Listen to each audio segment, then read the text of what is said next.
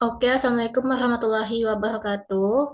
Di sini saya Dira Fitri Istiqomah dari NPM 2195 ingin membawakan materi tentang analisis risiko dan ketidakpastian. Kondisi dalam pembuatan keputusan itu ada tiga, yaitu ada pertama, analisis risiko perlu dilakukan oleh seorang pembuat keputusan, karena pembuat keputusan itu sering tidak tahu dengan pasti hasil dari setiap tindakannya di masa datang. Yang kedua, ada ketidakpastian, bisa muncul oleh berbagai sebab seperti kondisi ekonomi di masa datang, tingkat persaingan di masa datang, dan perkembangan teknologi. Yang ketiga itu ada suatu keputusan dapat dibuat dalam kondisi adanya kepastian, kondisi yang mengandung risiko dan kondisi ketidakpastian.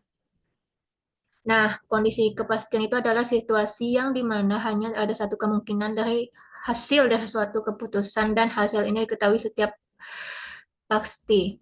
Contohnya itu ada dalam pembelian saham sebuah perusahaan.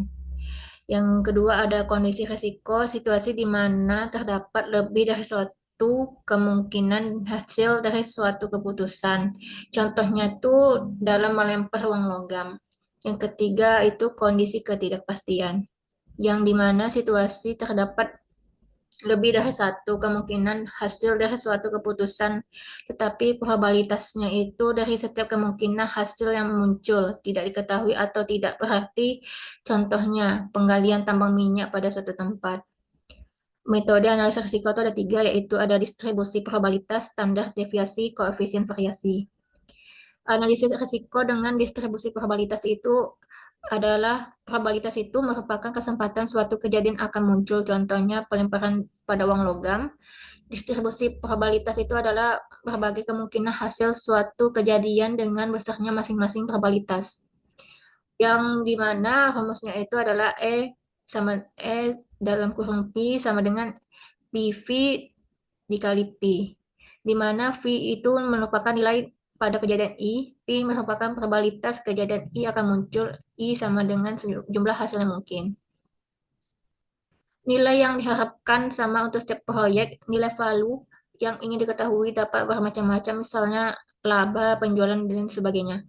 Misalnya yang kedua tuh ada proyek X dan Y yang keberhasilannya ditentukan oleh kondisi perekonomian seperti tabel yang ada di bawah ini.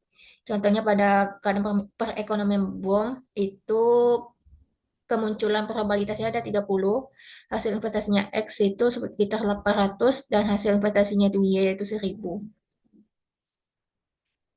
Nilai yang diharapkan perbedaan terhadap proyek itu hubungan probabilitas dan laba yang diharapkan pada proyek X lebih padat atau kurang tersebarnya distribusi daripada proyek Y.